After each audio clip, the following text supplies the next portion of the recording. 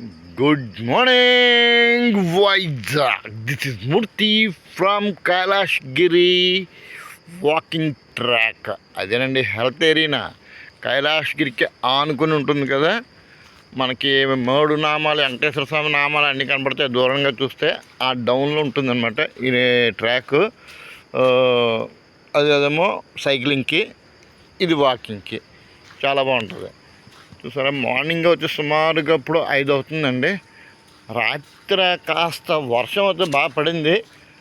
అందు నిమిత్తం ఇదిగో చూడండి, ఆ నీటి ధారలు ఇంకా వస్తూనే ఉన్నాయి.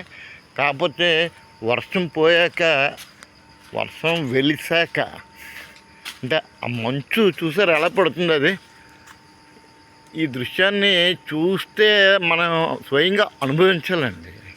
అనుభవంలోనే ఉంటుంది. స్వయంగా మనం ఎన్ని పేజీలు వర్ణించినా అనుభూతి కలగదు.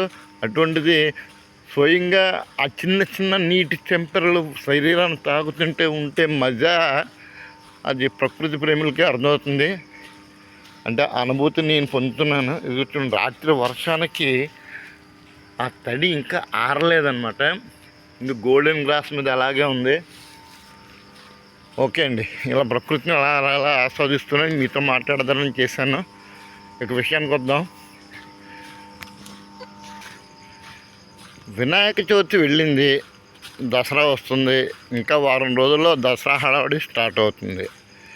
కానీ దసరా అనగానే ప్రతి ఒక్కరిలోనూ అంటే కొన్ని అంటే స్కూల్స్కి ఎలాగ సెలవులు ఇస్తారు అనుకోండి, అది వేరే విషయం అనుకోండి. పండగ సెలవులు అనగానే దసరా సెలవులు వస్తాయి, ఇళ్ళకి వెళ్తూ ఉంటారు. అంటే ఆల్రెడీ స్కూల్స్ ఓపెన్ అయ్యి 40-15 రోజులు అయిపోయింది కాబట్టి దసరా సెలవులు ఒక వారం రోజుల దాకా వస్తాయి, అది వేరే విషయం. ఇప్పుడు ఎంప్లాయీస్కి దసరా అనగానే చాలా కంపెనీలు బోనస్లు ప్రకటిస్తుంటాయి. ఆ హడావుల్లో జాగ్రత్త కొంతమంది కక్క ముక్క కోసం గ్యాదరింగ్ అన్నీ మీకు తెలియదే ఉందండి, అన్నీ సరదా ప్రాసనమే. కానీ ఒకటి మాత్రం చెప్పుకోవచ్చండి, ఈ దసరాలో ఎంత సరదాలు చేసుకున్నప్పటికీ కొన్ని సంస్థాగతమైన నిర్ణయాలు తీసుకోవాలండి.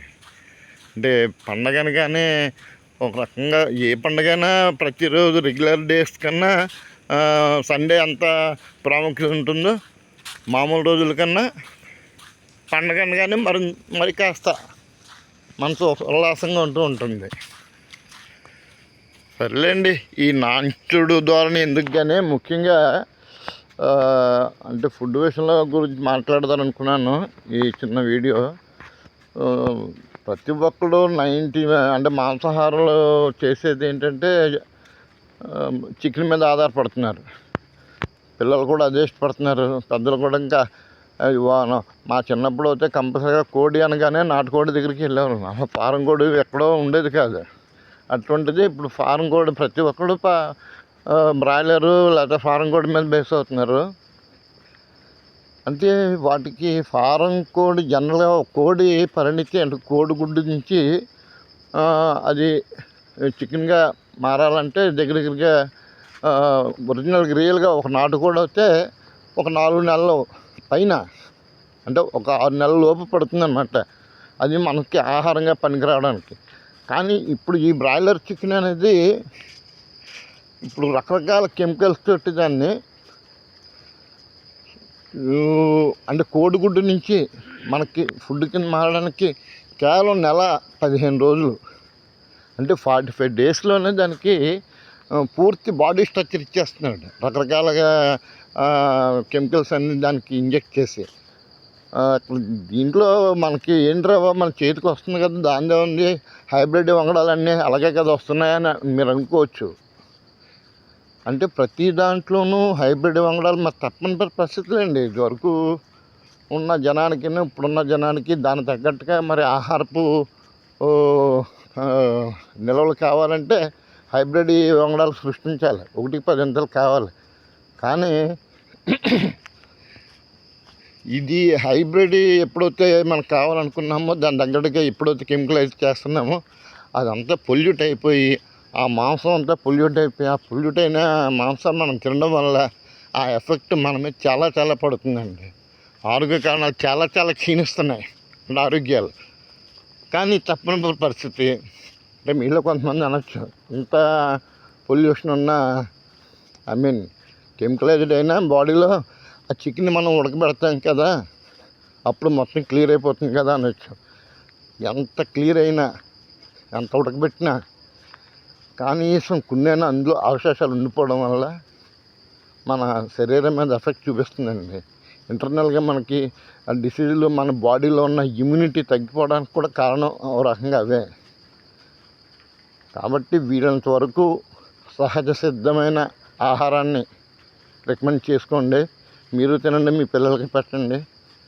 కోరండి విషాన్ని ఎందుకని తినడం.